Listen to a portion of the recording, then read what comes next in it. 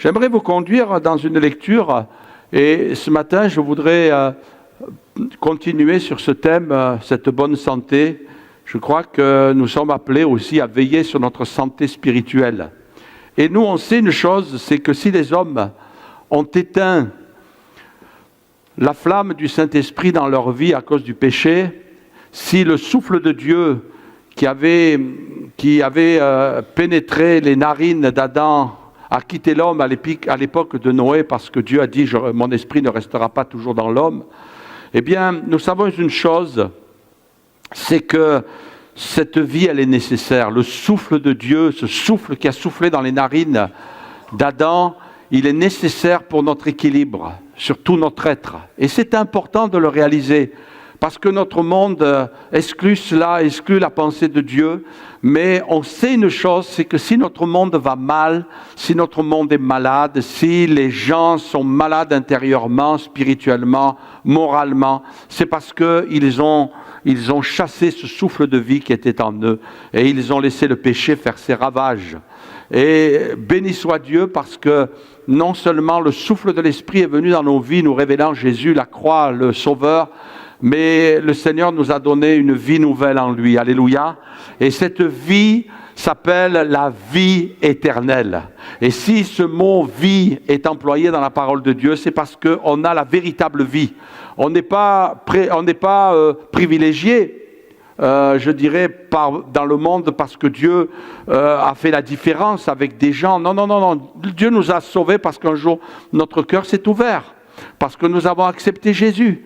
Et puis Jésus est venu dans notre cœur parce que nous l'avons invité. L'appel de Dieu a retenti dans nos cœurs. Nous avons reçu Jésus. Et si tu ne l'as pas fait encore, n'essaie pas une adhésion intellectuelle. N'essaie pas de t'attacher à une religion, parce que ça ne marchera pas. Ça ne produira rien. Mais ouvre ton cœur à Jésus.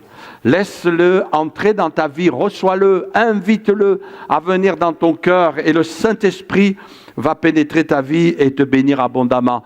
Alléluia, et te donner aussi de maintenir ta santé spirituelle. La santé, on peut l'avoir, mais il faut la garder aussi. Vous savez, aujourd'hui, et puis on n'a pas tort, parce qu'après tout, c'est pas mauvais, on veille à notre alimentation, on veille à notre équilibre, on veille à notre poids. On veille à notre poids. Mais c'est pas mauvais en soi, sans sombrer dans l'obsession, parce que quelquefois ça peut arriver, parce que des fois on se pèse sur la balance, il y a rien marqué, il y a marqué « va faire du sport », simplement. C'est vrai, il ne faut pas devenir l'obsédé de la balance, mais quelque part, il faut veiller. Tu as peut-être des examens médicaux, il y a peut-être des examens sanguins.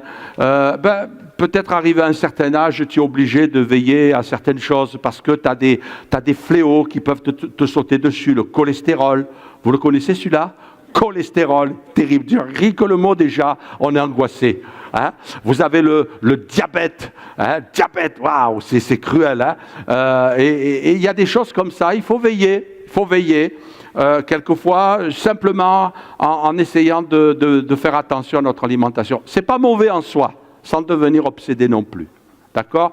Aujourd'hui, on met une attention particulière, mais nous les chrétiens, il y a plus, on va plus loin.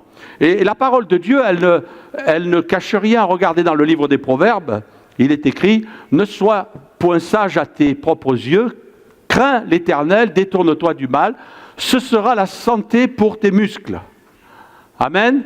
Un rafraîchissement pour tes os. Alors on peut le prendre au premier degré, n'est-ce pas ? La santé. Dieu se soucie de notre santé.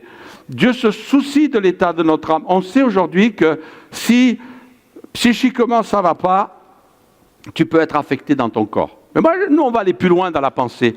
Si spirituellement ça ne va pas, tu peux être affecté dans ta santé. Dans la version français courant, il est dit « ce sera le remède à tous tes troubles ». Si spirituellement ça ne va pas bien, tu peux voir chez toi, les gens peuvent voir chez eux des troubles. L'apaisement de tes maux. Amen. Moi, je crois de tout mon cœur que si nous veillons sur notre santé spirituelle, on peut, je ne dis pas que ça va toujours être le cas, il peut y avoir des des événements dans la vie, mais on peut éviter les angoisses, on peut éviter la dépression, on peut passer à côté de certains troubles psychiques. Moi, je le crois, je fais partie de ces gens-là qui croient que ça peut nous affecter. Donc, veille sur l'état de ton âme. Veille à craindre l'Éternel tous les jours de ta vie. Nourris-toi. Viens prendre les vitamines spirituelles que Dieu veut te donner. Et il est dit dans la version Parole de vie, cela guérira ton corps et te donnera des forces. Yes. Amen. Ce sera, dans la version du Semeur, ce sera une bonne médecine qui t'assurera la santé du corps et la vitalité de tout ton être. Alors, bien sûr, je ne vais pas en faire un dada, mais simplement qu'on puisse réaliser ce que Dieu veut nous donner pour qu'on soit en bonne santé. Et ce matin, j'aimerais vous amener dans une direction plus précise encore, plus pointue, c'est la patience. Vous savez, j'étais un petit peu torturé en préparant ce message, la patience. Et j'entendais comme une voix à l'intérieur de moi qui disait, mais qu'est-ce que tu vas dire sur la patience ? Tu vas prêcher à l'église tout entière, là, à des chrétiens qui sont affamés, qui arrivent le dimanche matin, qui veulent prendre des forces, là, et tu vas prêcher sur la patience. Eh bien, écoutez, j'ai médité là-dessus, et puis je me suis aperçu que j'en avais besoin. Mais je me suis aperçu aussi que c'était Dieu en parlait dans la parole. Vous savez, la parole de Dieu, elle n'est pas à survoler. Le Seigneur nous dit, Dieu dit à Josué, médite-la. Vous savez ce que c'est méditer ? Hein, c'est plonger tout notre être, toute notre réflexion sur la parole de Dieu. Médite-la. Et puis Dieu va loin à Josué, il dira jour et nuit. Amen. Médite-la jour et nuit.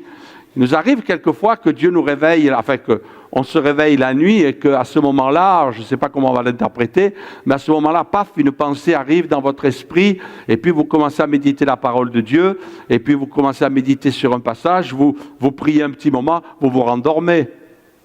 Et puis, vous ne savez pas pourquoi ça s'est passé, mais Dieu, lui, le sait. Parce que jour et nuit, il veille sur nous. Amen. Il prend soin de nous. Il nous donne ce dont nous avons besoin. Il nous donne la dose. Vous savez, quelquefois, les gens, quand ils sont hospitalisés, qui sont en déficit, on leur branche des tuyaux partout.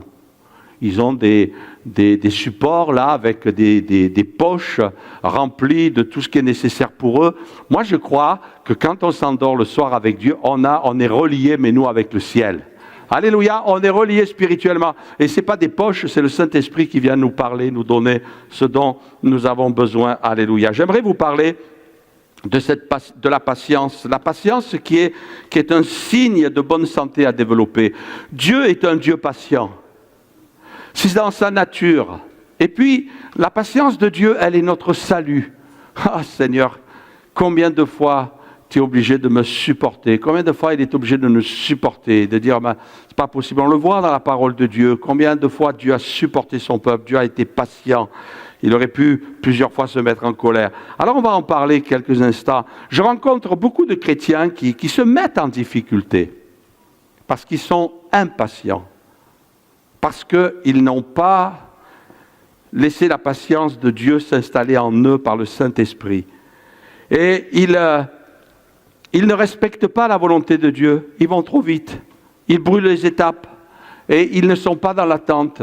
Et puis là, ça génère toutes sortes de difficultés. Et j'aimerais tout d'abord, bien sûr, aborder peut-être le contraire de la patience et terminer sur du positif, l'impatience. L'impatience, la parole de Dieu en parle. C'est l'impatience qui a fait tourner le peuple pendant 40 ans dans le désert. Regardez ce qui est écrit. Ils partirent, Nombre chapitre 21, verset 4, ils partirent de la montagne de Hor par le chemin de la mer Rouge pour contourner le pays d'Édom. Le peuple s'impatienta en route et parla contre Dieu et contre Moïse. Pourquoi nous avez-vous fait monter hors d'Égypte pour que nous mourions dans le désert?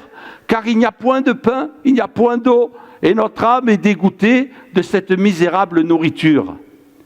Le peuple s'impatienta. Et je crois qu'on n'est pas là ce matin pour jeter la pierre au peuple d'Israël. Ouais, vous avez vu le peuple d'Israël, ce qu'il a fait, mais quelquefois ça nous arrive. Vous avez remarqué, dans notre nature humaine, allez, on va enlever le masque de l'hypocrisie, là, on va être vrai ce matin. Mais vous avez remarqué que quand on a une difficulté, quand on a un problème, le premier réflexe, c'est d'être de très bons Français. On se met à râler. Il paraît qu'on a cette réputation. Oui, les frères et sœurs africains, là, ne faites pas le tête bizarre, vous êtes inclus dedans. Parce que nous sommes contagieux. Dès que vous pénétrez le territoire, vous devenez contagieux. On devient contagieux, on est contaminé plutôt. Vous savez, soyons vrais ce matin, quand on est dans la difficulté, c'est comme une massue qui vient nous frapper sur la tête, et puis là, tout de suite, on se met à râler. C'est comme ça, c'est obligé. Moi, je pense qu'on descend du peuple d'Israël quelque part. Et là, ils étaient, pourquoi ouais. Et puis, vous avez remarqué, tout confondu, qu'on voit toujours ce qui est négatif. Le verre à moitié vide. Ouais, on est dans le désert, mais attends, vous êtes sortis de l'Égypte, les gars. Qu'est-ce que vous avez à râler là? Vous avez vu tous les miracles? La mer Rouge qui s'est ouverte, Pharaon qui a pris une raclée comme c'est pas possible. Hein? Et puis vous êtes sortis de l'esclavage. Pourquoi vous mettez à râler? Et alors je ne sais pas si c'est vrai, mais notre brave guide nous racontait que quand ils sont sortis d'Égypte, d'après des faits historiques, alors là je ne m'avance pas trop, il semblerait qu'il y en ait certains du peuple d'Israël qui ne soient pas sortis, du peuple hébreu qui ne soient pas sortis. Il paraît que certains sont restés là-bas. Ils ont préféré être égyptiens. Ils ont adopté la nationalité, ils n'ont pas voulu sortir. Ils ont dit non, on est bien. À partir du moment où on est esclave, là, c'est pas grave, les coups de bâton. Il y a des gens, ils préfèrent rester dans le péché. Mais nous, un jour, on est sortis. On est sortis du péché, comme eux sont sortis d'Égypte. Mais pendant la route, pendant le chemin, parce que la vie chrétienne, c'est un chemin, eh bien, on peut rencontrer des difficultés. Pourquoi? Parce que dès que tu sors du péché, dès que tu t'engages avec Dieu, tu rentres à l'école de Dieu. N'est-ce pas? Dieu va te prendre en main, il va te former. Et là, ce que Dieu voulait pour le peuple d'Israël, c'était non seulement qu'ils sortent de l'Égypte, mais que l'Égypte sorte d'eux. Et Dieu va nous faire passer dans son école pour que le monde, les choses de cette terre, non seulement on est sorti du péché, mais que le péché sorte de nous aussi. Et là, ça s'appelle, bien sûr, ce n'est pas marqué dans la parole de Dieu, mais ça s'appelle l'école de Dieu. Ce que Dieu nous enseigne, c'est que nous devenons des disciples. Et le disciple, c'est un élève. Et pourtant, il y avait 11 jours de marche. 11 jours. Tu n'es pas capable d'attendre 11 jours. Tu n'es pas capable d'attendre un petit peu. Tu n'es pas capable de croire que Dieu, s'il t'a dit de faire quelque chose, il va prendre soin de toi. Vous croyez que Dieu nous a sortis du péché? Vous croyez que Dieu nous a sortis de l'enfer et de la mort pour faire de nous des gens qui vont vivre dans l'échec, qui vont vivre dans la défaite, qui vont vivre une vie où Dieu va les punir, où Dieu va les frapper? C'est impensable. On n'a pas un Dieu comme ça. Notre Dieu, c'est un Dieu d'amour. Alors Seigneur, je ne sais pas ce que tu fais. Je ne sais pas pourquoi je passe par ce chemin. Je ne sais pas pourquoi cette épreuve. Mais Seigneur, je te fais confiance. Ce n'est pas toujours facile de dire amen à ça. Surtout quand on est dedans. Ce n'est pas toujours facile. 11 jours de marché. Un homme s'est collé à cette réalité et puis il est parti du mont Horeb et puis il est allé jusqu'à l'entrée de Canaan et en effet, 8 heures de marche par jour, il est arrivé à destination. 11 jours. Malheureusement, l'impatience, elle les a entraînés dans un tel péché que pendant 40 ans, ils ont tourné en rond. Ouais, ils ont tourné en rond, il y avait 11 jours de marche, vous imaginez un petit peu, Dieu les a laissés dans le désert, il les a fait tourner en rond. Parce qu'ils ont douté, parce qu'ils ont parlé mal, parce qu'ils se sont impatientés en route. Et vois-tu, quelquefois, la vie chrétienne, elle tourne en rond. Tu n'avances pas, tu ne grandis pas, tu ne progresses pas. Tu n'es pas dans la joie, tu n'es pas dans la paix, parce que finalement, ta confiance en Dieu, elle n'est pas totale. Dieu veut que tu lui fasses confiance. Et ça, c'est important. Seigneur, je te fais confiance. Je ne sais pas pourquoi, je ne sais pas comment, Je ne sais pas qu'est-ce qui va se passer, mais Seigneur, je te fais confiance. Amen. Quelqu'un disait, un moment de patience dans un moment de colère empêche 1000 moments de regret. Et je trouve que c'est une parole forte. Bien sûr, elle n'est pas dans la Bible, mais on peut s'éviter tellement de drames et de difficultés. Samson, vous connaissez l'histoire de Samson. Samson, il était puissant, il avait fait un vœu, le vœu du naziréat. Le vœu du naziréat, c'était qu'il ne boive pas d'alcool. Il serait mal tombé en France. Il ne devait pas faire passer le rasoir sur sa tête, et c'était le signe de sa consécration, et puis d'autres encore. Et puis là, on a voulu, vous connaissez l'histoire, enrayer cette force qui était en lui, parce que cette force, elle était au service de Dieu pour combattre les Philistins. Et Dieu avait mis sa puissance en lui. Pourquoi un homme? Parce que le peuple avait chuté, parce que le peuple s'était détourné de Dieu. Et Dieu suscite un homme, et au travers d'un homme, Dieu va accomplir des exploits. Et finalement, Samson, vous savez, à un moment donné, il avait fait ressortir une faiblesse, c'était les femmes. Il avait cette faiblesse, les femmes, les Philistines. Je ne sais pas ce qu'elles avaient de particulier, mais toujours est-il que c'était son point faible, et finalement, le défaut de la cuirasse a fini par l'emporter, et il a tout perdu. Il s'est laissé entraîner. Et puis, ce qui ressort aussi, c'est que quand Delilah essayait de savoir d'où venait sa force pour essayer d'enrayer, elle était soudoyée pour essayer de le faire chuter, de le faire tomber, et toutes sortes de combines déployées. Et il est dit, comme elle était chaque jour à le tourmenter, à l'importuner, par ses instances, son âme s'impatienta. Son âme s'impatienta. Et c'est l'image finalement de la tentation qui vient frapper tous les jours à notre porte. Cette même tentation qui a frappé à la porte de Caïn, qui a fait de lui un meurtrier. Dieu dira, le péché se couche à ta porte. Et le diable est là quelquefois insistant, essayant de nous frapper. Je ne sais pas si vous avez déjà vécu ça, mais vous avez des moments où vous avez l'impression que le péché vient, essaie de vous tenter pour vous faire tomber, vous résistez. Et il revient le lendemain. Il revient 2 jours après, 3 jours après. Et vous avez l'impression que vous allez résister. Et que vous allez tenir bon. Et plus les jours passent, et ça devient de plus en plus fort. Et ça devient une obsession. Et malheureusement, c'est quelque chose quelquefois qui vient frapper dans l'infidélité. Les couples. Sur leur lieu de travail, un collègue de travail, un voisin, je ne sais pas. Quelquefois même, c'est arrivé à un membre de la famille. Et puis, à force, c'est un péché qui vient frapper à la porte. Et puis, à un moment donné, la porte, elle s'ouvre. Et c'est ce qu'a fait Samson. Et là, ça a été la chute vertigineuse. Son âme s'est impatientée à la mort. Je ne peux plus résister. Il y a même des gens, quelquefois, qui vont jusqu'à exprimer, mais je ne peux pas lâcher ce péché. Je ne peux pas lâcher cette attitude, ce comportement. Je l'ai dans la peau. Vous avez déjà entendu ça? Je l'ai dans la peau.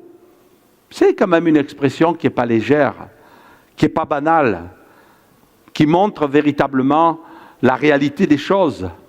Et il s'est impatienté. Et l'impatience l'a fait chuter. Il a perdu ce que Dieu lui avait donné. Waouh!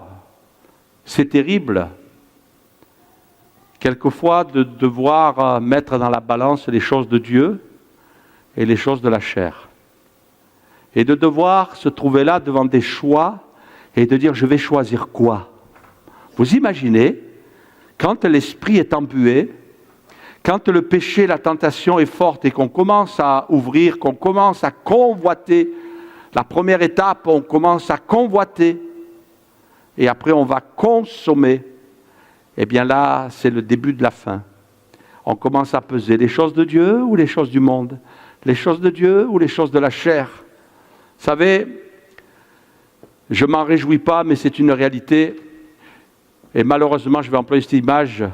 Je suis quelquefois aux premières loges de vie qui descendent, qui chutent. Et je ne peux pas m'empêcher de dire, mais elle est en train de tout perdre. Tu peux tout perdre. Tu peux tout perdre, ce que Dieu t'a donné. Et pourquoi? Pourquoi finalement le résultat de Samson, les yeux crevés, dans une prison, en train de tourner la meule, travail d'un animal, il est descendu tellement bas qu'il est descendu encore plus bas que le monde animal. Dieu nous a appelés à régner au-dessus de la nature. Dieu a fait de nous des gens qui ont reçu quelque chose de plus que le monde animal. Mais il est descendu tellement bas qu'il est descendu au-dessous des animaux. On a enlevé le travail d'un animal et on a mis Samson à la place. Parce que tourner la meule, c'était le travail d'un animal. Et toute la journée, il faisait cela. Et on imagine que ça a duré pendant des mois et des mois, puisque la Bible nous dit, à un moment donné, que ses cheveux ont repoussé. Et il a demandé à Dieu une dernière fois d'avoir les forces nécessaires pour cette fois-ci accomplir la destinée que Dieu avait prévue pour sa vie. Mener le combat. Mais mener le combat, et il l'a mené, mais au moment où il a dit « j'accepte de mourir à moi-même ». Et là, il a été englouti avec l'ennemi. Et je crois qu'il y a un moment où il faut accepter avec Dieu de mourir à soi-même. Et il vaut mieux mourir à soi-même avant de mourir à cette vie. Je le répète, il vaut mieux mourir à soi-même maintenant que de mourir à soi-même sur notre lit de mort. La dame qu'on a baptisée Daniel, elle m'a raconté un petit peu sa vie. Elle me disait, pasteur, j'ai jamais pu me faire baptiser parce que mon mari me persécutait, parce que mon mari était dur avec moi. Mais par la grâce de Dieu, il s'est converti sur son lit de mort. C'est beau, mais ça aurait été tellement mieux qu'il se convertisse avant. Parce qu'il y a de la joie à marcher avec Dieu. Amen. Dieu ne veut pas nous entraîner dans la privation, mais il veut nous entraîner dans la bénédiction. Alléluia. Amen. Samson s'est impatienté. L'impatience peut faire des désastres dans notre vie. On peut perdre ce que Dieu nous a donné. Il y a des fois des gens qui me disent, pasteur, vous savez, la grâce de Dieu. Moi, je crois à la grâce de Dieu. Je ne discute pas là-dessus. Mais la Bible dit quelque chose qui est universel et qui traverse toutes les générations. Sache une chose, c'est que ton péché, il t'atteindra. Le péché laisse des traces. Je crois que je vous avais raconté cette petite histoire, mais permettez-moi de vous la raconter. Ce petit garçon qui était désobéissant, son papa lui a dit un jour, chaque fois que tu vas désobéir, chaque fois que tu vas pécher, je vais enfoncer un clou sur ta porte. Et un jour, il a vu la porte remplie de clous. Alors, je fais court. Hein. Et puis, un jour, le petit garçon, il a dit à son papa, comment je peux faire pour que tous ces clous s'enlèvent? Il suffit de demander pardon à Jésus pour tes péchés. Il a demandé pardon au pied de son lit avec le papa qui a prié avec lui. Et le papa a enlevé tous les clous. Et le petit garçon a dit, mais et les trous? Ah, mon petit, les clous, on les enlève. Mais les trous, ils vont rester. Et je crois qu'il a donné une bonne image du péché. Il y a des choses, le Seigneur va les effacer. Mais la marque va rester, comme la marque des clous vont rester dans les mains de Jésus pendant toute l'éternité. S'il y a bien quelque chose qui va rester sur Jésus, que nous allons voir pendant l'éternité, c'est toutes les marques qu'ont occasionné le péché. Nous allons voir un Jésus glorieux, puissant, merveilleux, mais il y aura la marque des clous. Il y aura la marque des épines. Il y aura la marque de la lance. Parce que ça va suivre pour l'éternité. Parce que le péché laisse des marques. Ce n'est pas parce que les clous sont enlevés. Non. Fais attention. Ne sois pas léger. Et j'ai vu des vies qui ont reçu le pardon de Dieu, mais ils ont dû assumer, vous connaissez l'expression, assumer jusqu'à la fin de leur jour les conséquences. Le péché laisse des marques. Tu peux obtenir le pardon, mais il y a des choses que tu ne pourras pas effacer. Alors peut-être, je ne suis pas très glorieux ce matin, mais c'est quand même important d'être au courant. Et c'est aussi l'impatience qui a poussé Saül à être rejeté de Dieu. Il attendait 7 jours. Le prophète Samuel lui a dit, tu n'offres pas de sacrifice. Avant d'aller au combat, tu m'attends. C'est moi, sacrificateur. C'est moi qui vais offrir les sacrifices. Tu n'as pas le droit. Ne le fais pas. On est dans la loi de Moïse maintenant. Avant Moïse, on pouvait se permettre d'offrir. Mais depuis Moïse, non, maintenant c'est des règles que Dieu a établies. Et Saül, il a attendu avant le combat, selon le terme fixé par le prophète Samuel. Mais Samuel n'arrivait pas à Gilgal, et le peuple se dispersait loin de lui. Alors Saül dit, amenez-moi l'holocauste et les sacrifices d'action de grâce. Et il offrit l'holocauste. Il offrit l'holocauste. Et c'est là que l'impatience va l'entraîner dans le péché. Parce qu'il est en train de banaliser la parole de Dieu. Il est en train de désobéir aux règles de Dieu. Et il veut faire plus que ce qu'il est appelé à faire. Tu es roi, c'est déjà pas mal, Saül. C'est pas mal d'être roi, mais tu n'es pas sacrificateur. Les rois étaient oints par les sacrificateurs. On versait de l'huile sur leur tête. Mais c'était les prêtres, comme ils étaient appelés à cette époque-là, qui faisaient cet office. Et là, il prend la place. Malheureusement, on voit des fois des gens qui précipitent les choses, ils veulent aller plus vite. Des fois, on est maladroit et Dieu connaît notre maladresse. Mais il faut attendre le temps de Dieu. Et il faut respecter la parole de Dieu. Et comme il achevait d'offrir l'holocauste, vous voyez, Samuel est arrivé. Et Saül sortit au-devant de lui pour le saluer. Il aurait pu lui dire, écoute, pardonne-moi, j'ai péché, j'ai désobéi, j'ai été pris de panique. Comme on dit, j'ai pété les plombs. D'accord ? Il aurait pu dire ça, mais non, il fait comme si de rien n'était. Et c'est Samuel qui va lui dire, mais qu'est-ce que tu as fait ? Saül répondit, il se justifie, lorsque j'ai vu le peuple qui se dispersait loin de moi, et que tu n'arrivais pas au terme fixé, finalement c'est ta faute. Hein ? Écoute, t'en prends pas à moi, hein, tu aurais dû être à l'heure. Et que les Philistins étaient assemblés à Michmash, je me suis dit, les Philistins vont descendre contre moi à Gilgal, et je n'ai pas imploré l'Éternel. C'est alors que je me suis fait violence et que j'ai offert l'holocauste. Samuel dit à Saül, tu as agi en insensé. Tu n'as pas observé le commandement que l'Éternel, ton Dieu, t'avait donné. L'Éternel aurait affermi pour toujours ton règne sur Israël. Et maintenant, ton règne ne durera point. L'Éternel s'est choisi un homme selon son cœur. Et l'Éternel l'a destiné à être le chef de son peuple parce que tu n'as pas observé ce que l'Éternel avait commandé. Vous savez, c'est pas banal. C'est pas banal. On voit quelquefois des gens, et je parlais à une sœur qui était avec nous en voyage en Israël, elle me disait, pasteur, je faisais partie d'une église avant.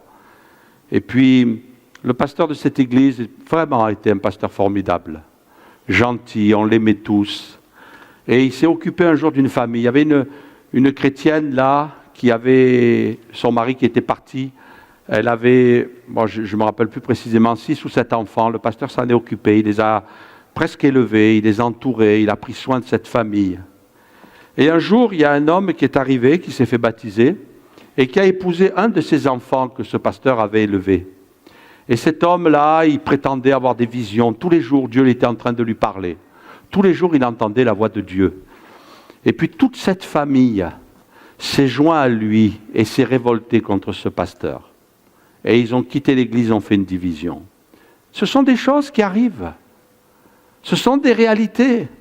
Des gens qui veulent prendre le pouvoir, des gens qui veulent prendre les choses en main, qui veulent dominer, qui veulent être au-dessus des autres.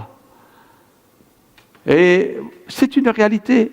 Je crois que Saül n'était pas arrivé à se contenter de ce que Dieu lui avait donné. Dieu t'a donné d'immenses richesses, d'immenses bénédictions. Dieu veut prendre soin de ta vie.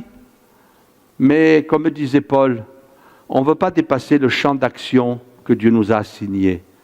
Dieu t'a donné un champ d'action. Agis dans ton champ d'action. Mais sache une chose, c'est que si tu sais attendre le temps de Dieu, si tu sais obéir à la parole de Dieu, si tu te soumets à la parole de Dieu, il y aura le temps de Dieu pour ta vie. Patience. Patience. J'ai vu aussi des gens, non seulement, tout à l'heure je faisais un parallèle avec des vies qui étaient parties dans l'immoralité, mais j'ai vu des gens aussi, et puis malheureusement ils sont nombreux, qui à cause de l'impatience, à cause de vouloir brûler les étapes, ont tout perdu. Ont tout perdu. Mais Dieu nous appelle à avoir le comportement de Josué. Tant que Moïse était en vie, la Bible dit qu'il était caché sous la tente et qu'il était dans la présence de Dieu. Je me rappelle un pasteur qui m'a formé, il me racontait ses premières années après qu'il ait reçu l'appel, et ça m'a marqué, je n'ai jamais oublié cela. Il me disait, quand j'ai reçu l'appel de Dieu, je me cachais pour prier. Et il disait, c'était incroyable, ces moments, cette relation que j'avais avec Dieu. Et il dit, avec le recul, j'ai réalisé que ces moments où j'étais caché avec Dieu, j'étais en train de recevoir de sa part un revêtement spirituel. J'étais en train de recevoir des capacités qui allaient être nécessaires pour l'avenir.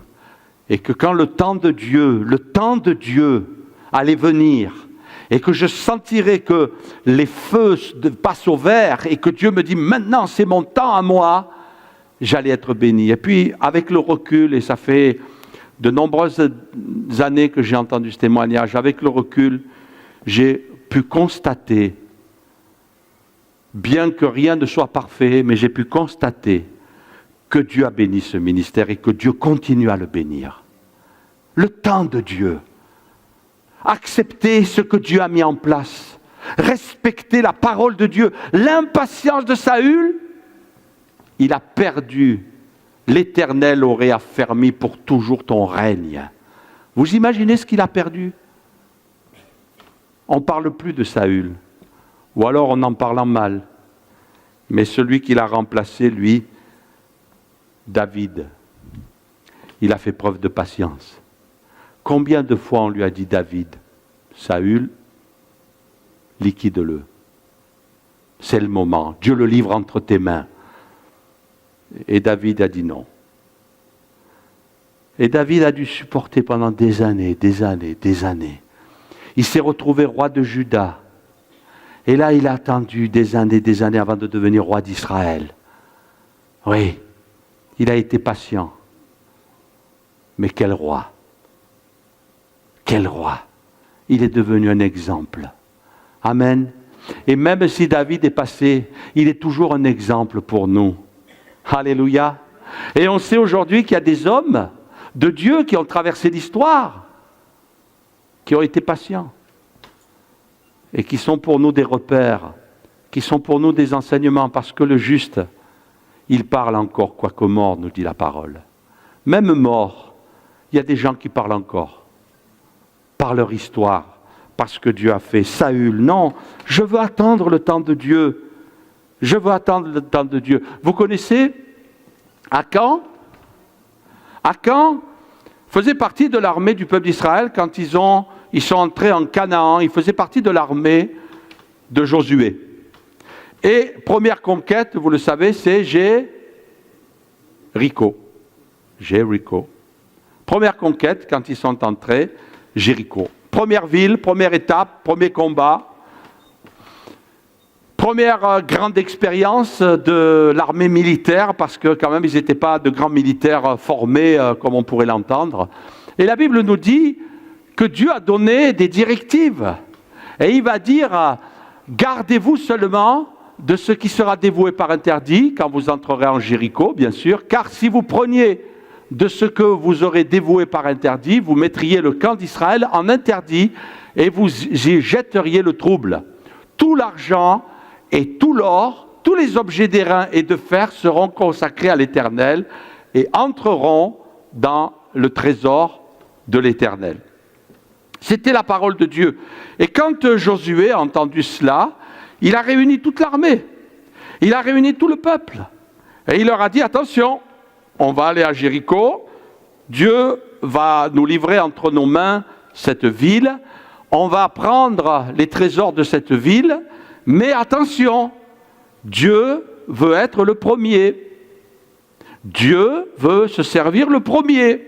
Il faut que vous appreniez, chers soldats, que Dieu doit prendre la première place. Parce que c'est le commandement de Dieu, c'est la parole de Dieu, c'est ce que Dieu dit. Et puis, Tout le monde était craintif, mais il y en a un, il a voulu faire le malin.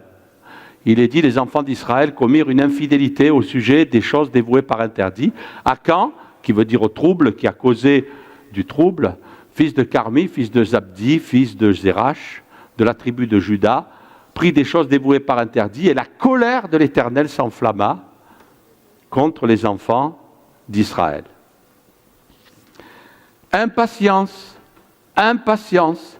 Il suffisait d'attendre. Il suffisait d'attendre son tour. Dieu n'est pas pour que tu sois privé.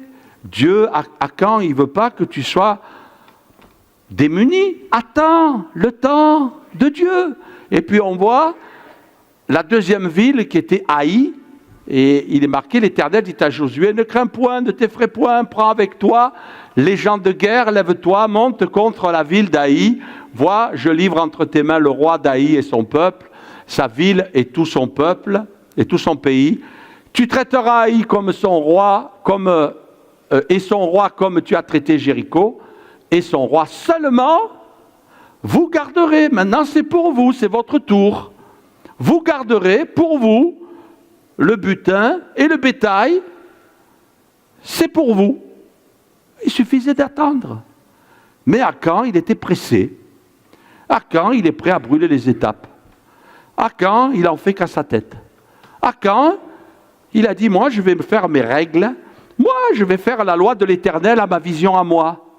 Mais la Bible nous dit quand même qu'il a attiré la colère de Dieu sur tout le camp. Vous savez pourquoi il a attiré la colère sur tout le camp? Vous savez pourquoi il a été jugé aussi sévèrement à Akan?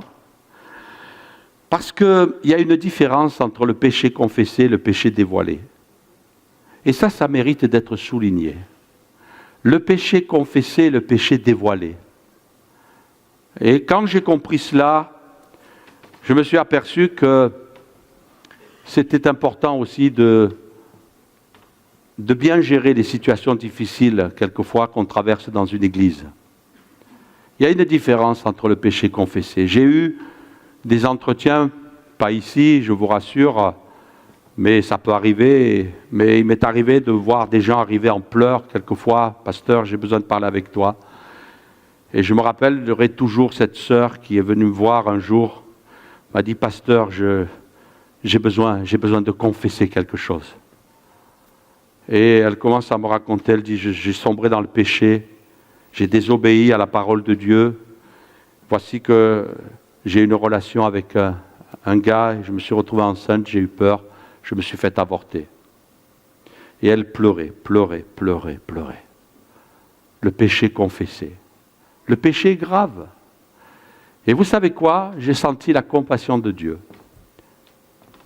Je peux vous dire que je n'aurais pas aimé être à sa place parce qu'il y avait une profonde blessure.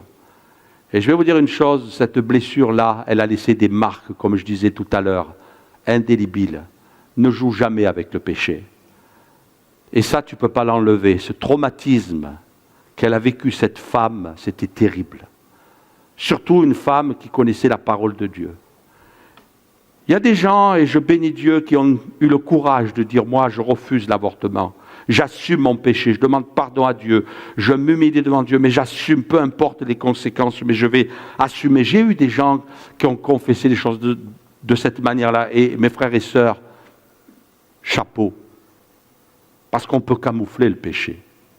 Et Akan, c'est ce qu'il a fait. Il a camouflé. Il a fallu que ce soit Dieu qui dévoile le péché. On va le dévoiler parce qu'à un moment donné, le péché remonte à la surface. Tu ne peux pas le cacher. Il y a un moment donné, excuse l'expression, je ne voudrais pas te faire peur ce matin, mais dire la vérité. Il y a un moment, et je vais le dire de cette manière-là, il faut passer à la caisse avec le péché. C'est obligé. Et je vais te dire quelque chose qui va peut-être te surprendre. Mais si tu es enfant de Dieu, et c'est ce que la Bible nous enseigne, c'est qu'il y a un moment où Dieu va vouloir régler le péché sur la terre pour ne pas avoir à le régler là-haut. Ouais.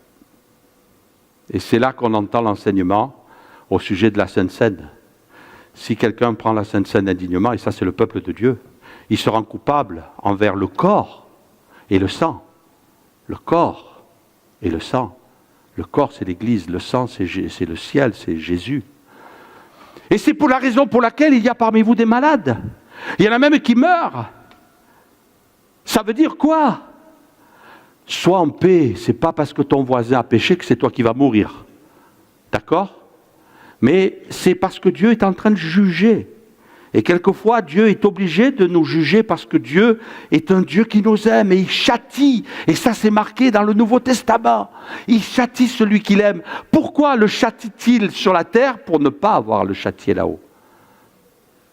Je vais te dire, il vaut mieux que Dieu règle ses comptes avec toi sur la terre plutôt qu'il les règle avec toi dans le ciel.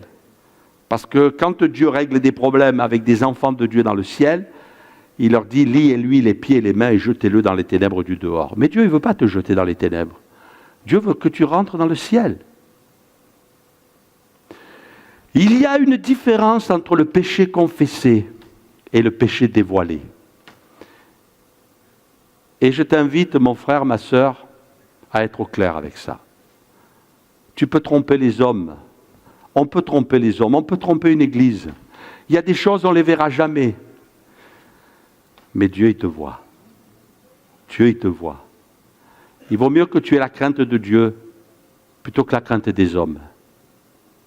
Et si je suis convaincu, même si le péché était grave, si Akan, tout de suite, qui avait senti qu'il avait péché et que son cœur s'est mis à battre, comme à un moment donné David qui a fait le dénombrement et qui a dit mais j'ai péché, son cœur s'est mis à battre, il avait un rythme qui n'était pas normal et il a dit j'ai péché, j'ai désobéi à Dieu et bien Dieu va émettre un jugement.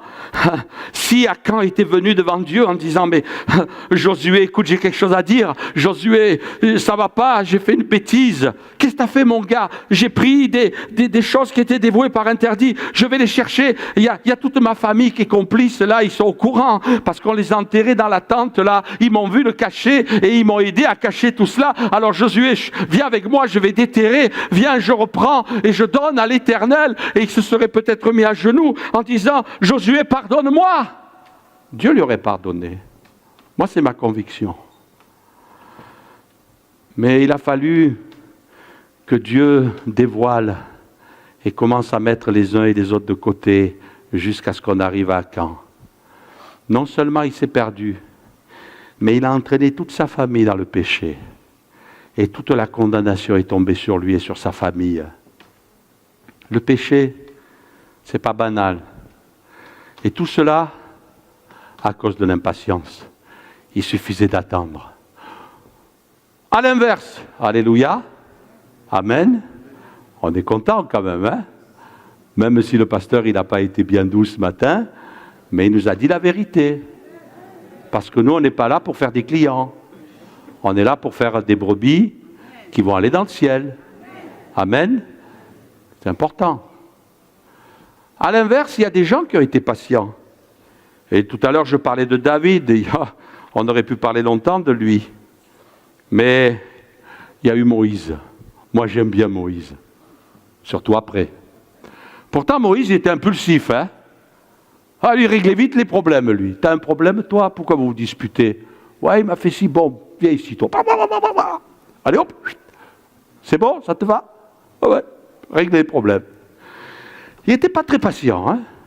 Et puis, il y a des moments, on voit quand même Moïse se mettre en colère. Quand Dieu lui dit de parler au rocher, lui, il sort son bâton, il frappe le rocher. Waouh, mon gars, calme-toi là, doudou, hein. Et puis un jour, bon, on le comprend comme ça, sa femme l'a énervé, il l'a expédié. Ah oui, vous ne la connaissiez pas celle-là. Eh oui, il y a un moment donné, et puis c'est vrai, Séphora, elle n'était pas comme vous, mesdames. Hein. C'était la journée de la femme il n'y a pas longtemps. Donc, un jour, il a renvoyé, il a fallu que ce soit son beau-père, Jéthro, qui ramène la femme avec les enfants. Et lui, entre-temps, il avait pris une autre. Ah oui, Moïse, c'est marqué dans la parole. Hein? T'es pas très clean toujours. Hein?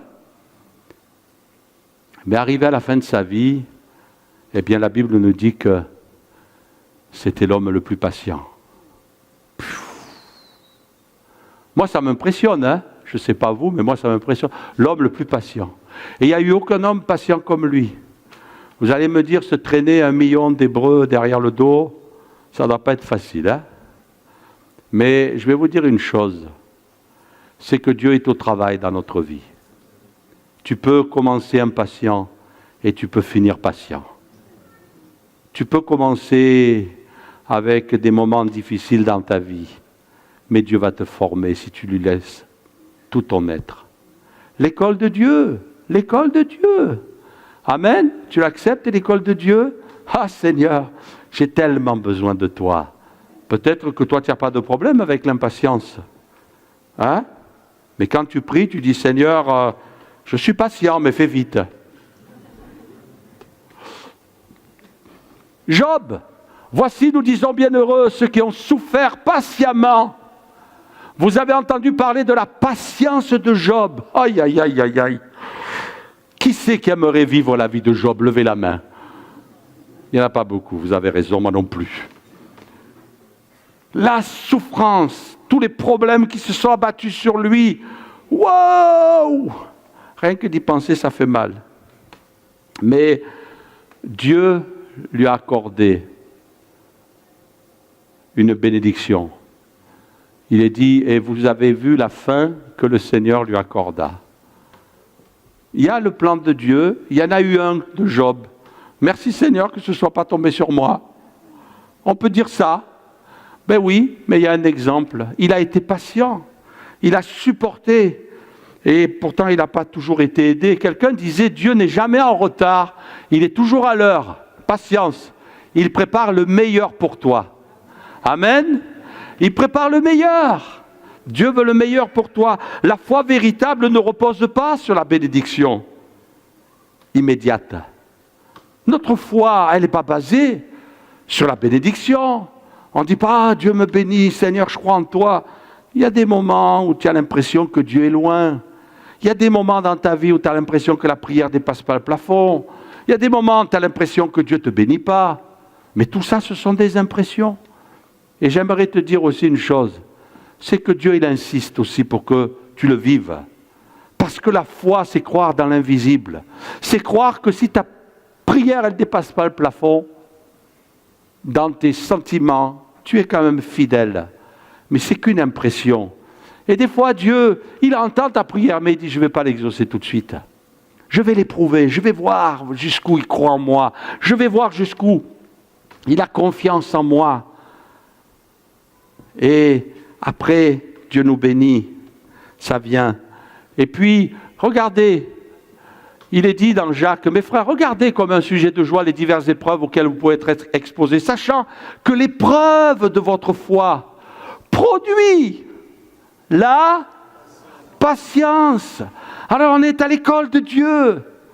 Dieu veut trouver cette richesse spirituelle en toi. Il veut que tu sois patient parce que la patience, le fait de dire j'attends le temps de Dieu, je ne veux pas brûler les étapes, je ne veux pas faire les choses qui sont contraires à la parole de Dieu. Je fais confiance à Dieu, ça va honorer Dieu et ça va montrer que ta foi est en bonne santé.